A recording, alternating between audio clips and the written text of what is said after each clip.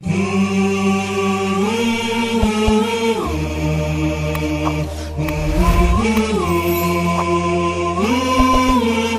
الله الصلاة والسلام على رسول الله صلى الله عليه وسلم obboleeyyan keenya dhiyoodhaa fagoo bakka adda addaa teessanii sagantaa tan hordofaa jirtan arraan tana sagantaa takka qabannee dhiyaannee sagantaan nuti qabannee dhiyaanne tun mata dureen isiidhaa waan waaqii ammaan tana lafa tanarra jiru obboleessa kiyyaa Sheekh Ibraahim wajjin taane asi sagantaa isarra dhiyaachuu deemna. Saniif sagantaa tana qaamaa qalbiidhaan akka nu hordoftan isinirraa barbaanna. Sagantaan tun mata dureen isii maali jechuun keessan oolamu. Sagantaan mata dureen isiidhaa namni hajjii irraa hafe hajjii irraa dhorkame maal godhuu qaba yoo hajjii osoo ati hajjii godhuu barbaaddu osoo umraa godhuu barbaaddu hajjii dhaquudhaaf deemte mootii zaalimaan yoo dhorkamte karaan nagaa dhabuudhaan yoo dhorkamte ati waa hunda raawwatte eega hidhattee booda ta'us osoo hidhatin ta'us wantoota godhamuutu jira. Shari'aan teenya seeraa fi heeraa if danda'a kamataa isii qabdi. Heeraa fi seera shari'aadhaa ka if danda'a san keessatti namni hajjii dhaquudhaaf manaa bahee gara hajjiidhaa deemee eega gara hajjii deemee booda yoonii fi mudannoon akkanaa isa mudattee wanni hajjii san godhuu isa dhorkaa dhufte maal godhuu danda'a? Kanarratti obboleessa kiyya Ibraahim wajjin astaanii asitti argamna. Mee ati hoo maal jetta maal godhuu qabaa jetta namni hajjii irraa dhorkamee hajjii irraa Bismillah, salatu wassalamu ala rasulillah wa ala alihi wa sahbihi wa man wala amma ba'd. Egaa qabla kulli shay'in obboleessa keenya billo yookaan kaan immoo Ustaaz Maaruf asitti naaf yeroo feetiif jazakallahu khairan. Kana jechuun waaqni yeroo haala biyya teenya keessa jirru maazilnaa nahnu al'aana wanni har'a nuti jala jirru baatii takkaa baatii hajjiidhaati. Kana gubbaan amma guyyaan gartee wal jala gaggeessaa jira. Akkasumallee waaqaa yeroo biyya teenya keessa jiru hoggaa agarru hiriira bahuudhaa fi warri gartee maallaqa kafalee kun maal ta'u akkasumallee adeemsi maallaqa guyya guyyaan paarsantaansa akka silkii moobaayila chaarjii fudhachaa jirtu daddabalaa dhufu jira.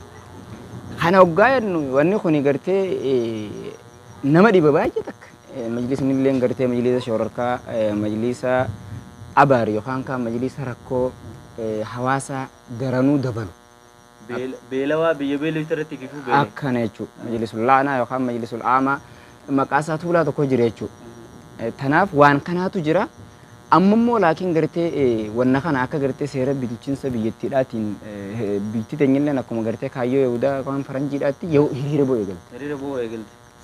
Hiriir amma fakkeenyaatti waan kana keessatti barga wahuna qissatun ajiiba hadiisa sahee keessatti jechuun waan odeeffamutu jira.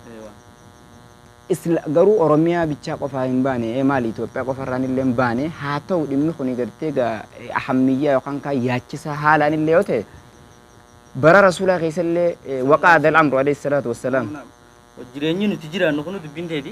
Jireenyummaan nuti jiraannu kun nuti wantoota irra gadhaabbannu qabna. Dalagaa nuti dalaynuu fi akkaataa nuti jiraannu kun. Yoon dalagaa nuti dalaynu ta khayriitis ta'u ta sharriidha hundinuutu tun sharriidha jee nabiin keenya irraa nu buqachiisee irraa deebi. Khayrii sallallahu alaihi wasallam nabiin keenya caalaan khalqiidha hundaa hurtinu ajajee biraa kute. Akkana. Hayaata haaree nuti lafaa kaafne irra goonu hin jirtu. Akkuma atuummaan tana jette nabi biraa sarkamtee turte wantoota nabi biraa argamte sanii fi waaqni nuti har'a keessa jirru wanni amma godhamu jirutu maal fakkaatti garaagarummaan si hangam takka dafa godha. Wallaahi yoo laalte isiin tuni akka waan numaa bahaa dhiyaati xiqqoo malee maaliif jennaan adeemsa amma namni keenya hedduu uummata baadiyyummaa magaalatti wanni beekame arkaan islaamaa irraa namni keenya hajjisan irra fadhaanii beektaa? Bakka akka waan hajjiin sun gartee salaata caaltu soomana caaltu zakaa caaltu inumaa Ustaz Anas Muhammadi Amali Ustaz Jamal Aliyye rahimahullahu waraahu maal jaanni beektaa? Ummata keenya warra gartee ammaan tana akkan maallafaa ka'ee biif gara hajjii deemnaa jee waajiba tokko utuu isarra jiru kan hin guutin ka'e kana haqa miskiinaatu irra jira wallee yeroo yeroodhaan irratti wali jirtaa utuu takkaa zakaan baasin mana maallaqa abbaa kiyya mana kaayee bar utuu ijoollee guyyaa takka cimsin bitin miskiina kana guyyaa takka utuu qabeela utuu arku dhiisee biraa deema laakiin immoo hayni miskiinaa kun deemee isumaa xumuradhe jee barkaalaal waa takka hofla guyyaa fi halkan kaaba makka dhaqee jee xumuree taa'u 53 ni nyaataa qottuun dhufti. Dandeessu nyaadhu jee rabbiin 53 bakka takkatti irra kaaye inni immoo 53 amma takkattuun seentu fi eeggadhu kanaaf wanni kun gartee gamee waa'ee Hudaybiyaa ايوه gaafa gaffuunu taariika addaa jira jirra. حياة نبي سني وجه واي حياة نبي ديبي نعم نبي سني مدته جنة غافة سيرا نبي سني رد ديفني لالو نبي سوغا مدته سلي وديبيات سلي Hudaybiyaa sana وديبيات سني رتي أكم توتوري nabiin alayhi salaatu wasalaami makkarraa ummata sahabaadhaatiin hajji dhadheeyinaa jedhanii imala jalqaban. Deemanii jechuudha gartee Qureeshiin makkarraa nabi Muhammad akka deemee makka tana hin seenne jedhanii jechuudha abadan gonkuma jechuudhaan loltuu waraanaa gurguddoo beekamtuu warra eegana islaama ture Khaalid bin Waliid fa'a Hudaybiyaa qopheessanii eeganii turanii bara. Achi keessa gizee gabbuune guyyoota muraasaaf nabiin achi bubbule. Seenuuf waraanaa jira. Deebiif immoo addii seenanii makka hidhannaa hajji qaban. Kanarratti waan gartee nabiin mudannoo addaa mudate jechuudha. Gariin warra akka jeenummaa qabu gariin warri akka Umarfaan yaa ergama Allah ni dheeyna naan jettii moo'ee maalumaaf afnaa hojii lolee bara. Hayi afi haadha al'aam yaa Umar jeen jechuudha nabiin. Amata kana dheeynaan siin jee duuba ni dheeynan jee malee jeeti tasgabbeessee ni ture jechuudha. Hakaza akka kana كان ترى عمل دبيت سما فانتي نبي صلى الله عليه وسلم يوغا غرام مكة تدي مورا بكسنا رجع منقدو اللي رجع ترى عثمان المفان منقدو رجع كقريش دبي سنقدر ترى وغاني في غرس سنة رجع أدوم برات كرفته دوبام فجأة أدوم سنة رت يوغا رفته نبين غريري رات يوم تكبان يجي وماي مال غده وان نبين غده سنة مت خانتي ورانو داوود جرو خانتي سمان نبين مال غده مار راود نبين bari yaada gartee yeroo san keessatti sahabaan garii gurguddaallee morman dalagee bar. Egaa bakka namni namarra jiru ciisan nama dhiitaa isaan kana keessa wanne kuffaara Qureeshiidhaa kana keessa nama hedduudha ni ilaala jee isaan biraa fiigaa gizee dhufe haaluma addaatiin simata. Inni kun basaasa dhawa boo yookaan kaan itti himina fuulatti guura jechuutu hin ta'in maa bakka haala bareedaa takkaan simate aboo inni kun faa warra gartee makkatti gaala qalaa ture. Gaala kaasaa wareega gaala afaan oofa jeeti afaan oofanii. Ammallee kaan mala gandi biya usan inni tideema akkamitti tooftaatti makka seenaniif jecha istiraatejii hedduu baafate naam akkasiga kun istiraatejii afaan ingiliffaa hungaa humaafe hedduu baafate sadaffaa irratti jechuu Saalim no Amrii itti dhufe jechuu so ila Amrii dhufnaan falammaa ra'aahu alayhi salaatu wasalaam sahala al-amru jechuu Amrii laaffate jechuu akkasi Amrii laaffate So'ilii wajjin marii godhuu jalqaban. Gara laafintiidhaa deeme jechuudha. Maaliif isiinis gartee takkaataan khufanii firra qaban akka jaansanitti gara laafintii deema. Gara laafintii deema. Osoo gara laafintiitti osoo hin seenne Umar ibn Khattaab haasoo Umar ibn Khattaabiif hojii fi Rasuulli sallallahu alaihi wasallam hojii godhan san ummata kanaan osoo geenye. Naam Umar ibn Khattaab bari ni lolee ture bar. Lolee ture. Yaa ergamaa Rabbii numa seennaa ni dheeyinaa jee lolee. Nabiin jechuu bakka harkaa qabbaneessee nabiyyi miti nabii rabbii ta'uun kee haqaami aduwwiin nuti gartee haqarra jiraachuun keenya haqaami naam dhuga aduwwiin teenya baaxilirra jiraachuun dhugaami dhuga maaliif duuba yoo akkana taate cal jennee deebina maaliif amrii kana laaffifna jechuudha. Rabbiin nuusitti himee ajjii gootaa ni goota sin jenne jeeni amata kana sentamu way amata kana jeni amata kana wisin jeni bartanatti illee quufuu didee gara Abubakri dhaqe Abubakris dubbii tana fakkaate deebise maali Usmaan dhaqe Ali jitti illee dhaqe jechuudha. Isaan hunda keessa deemee gaa Umar hedduu gartee gaa inni gartee leencee yookaan jeenummaan beekame yeroo san keessatti inni silaa seeneetuma kirkummii gixxim wal godhanii godhaatuma dhaqee seene labbee keechuu isaa barbaade. Laakiin beeyta rabbiin kun ibiddaa fi bishaan baalaansii wal godha wal biraa qaba. Nabiin alayhi salaatu wasalaam gurguddaan sahabaa hundi cal jalaa jedhanii hedduu takka bar yeroo san keessatti numa seenna waan jiru hayyuu waan qabaniif didanii bar.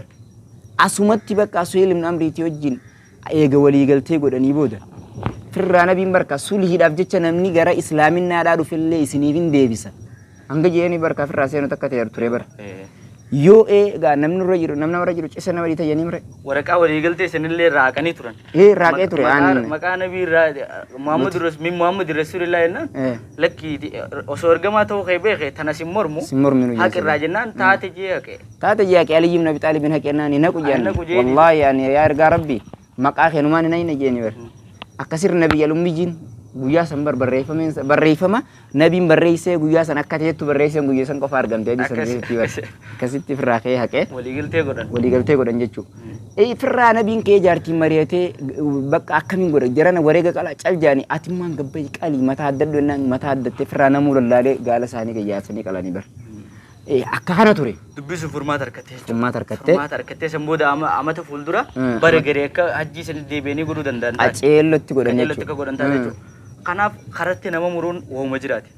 Hoggaanii fi namichi osoo asirraan deemin taate osoo hidhannaan qabne taate wanta godhamu jira. Eegee hidhatan yoo taate bakkuma sanitti yakkattee deebi'uudha. Naam akka kana jechuudha. Achirratti yakkatanii dachaan saaba. Yakkattee deebita. Yogguu kaan ammoo osoo hin hidhatin taate hoo. Yoo tuun hidhatin taate kaanii hin hidhannee hoo beektaa. Hin hidhannee hoo hajjii sanuu eegalee. Hajjii sanuu eegalee. Saniif deebi'anii waan jiru sanitti furmaata kadhachuudha. Furmaata kadhachuudha. Waaqni amma nuti keessa jiru garuu waan kanaan faallaadhaati. Nama booyee hajjii san jaalala hajjii saniitii booyee fuudhanii poosti godhuu viidiyoo qarratanii viidiyoo san gara uummataatti oofuu jechuudha.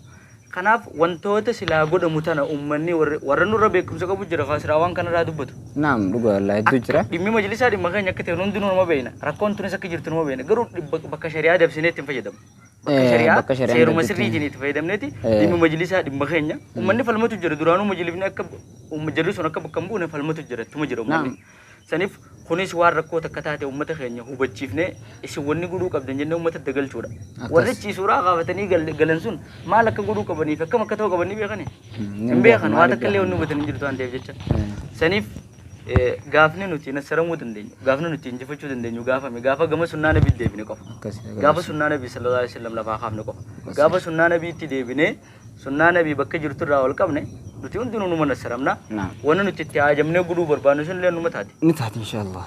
Rabbiin nabiyyi keenya jaalatamaa alayhi salatu wassalaam nabi Muhammadin maal jennu quraana keessatti bar قل اللهم تؤتي الملك من تشاء وتنزع الملك ممن تشاء وتعز من تشاء وتذل من تشاء بيدك الخير انك على كل شيء قدير جي اسانو بر اكن جي جيني بر يا رب يدي سيتو ابا فدي انغو خني ابا فدي رافدت ابا فدي سي ولكاسي ابا فدي غبوسا سي دنديا دا واون درت جي جيني بر ان ونون دير كر اركن بيتون جرتو بر نبي خينا صلى الله عليه وسلم سنيف نمني نمن سرو namni waa harkaa qabu rabbuma waan ta'eef jecha gama rabbii jirte gama sunnaa deebuu qabna yaada kee inshallah taala maali waan gaarii waan kana keessa jirra dubbiin jabaattee bakka kana jirteenna amma basumarra gabaabsine inshallah taala waan kanallee keessa baanee furmaataan illee rabbi waliin nu hadeebisuun jaa inshallah asumarra golamna akkanuma kanaaf warri sagantaa teenya daawwattanii sagantaa tanarra jirtan chaanaalli kun xiqqishaadha asumaan subscribe nu godhaa isin jenna like godhaa share godhaa warra dhageen biraanis nu gaa asumaan galatooma asirratti hojjeta kamaan hin jiru beektaa hedduu uummata keenya Oromoo warra afaan kana dhaggeessan yookaan ittiin dubbatan hundummaan keessanuu nuti akka faranjii fi chaayinaa yookaan uummata adii fi daalachaa akkasumallee gurraachaa fi burree hundatti wal jajjabeessuu fi mee walaw ilaalamee chaanala chaayinaa maalii islaama fedhan faranjii akka fedhanaa ta'anii viiyuun isaanii ol kaadhan keenya kuni amala tokko qabna amala gartee hedduu takka nama kana gammaduu dhabu wallaahi hin beekne waan kana wallee raafuudhaa fi dubbaa wajjin nyaanne na fakkaata tan akka firraa dhiifnu njaa wabillahi tawfiiq gama kiyyan assalaamu alaikum wa rahmatullaahi wa barakaatuhu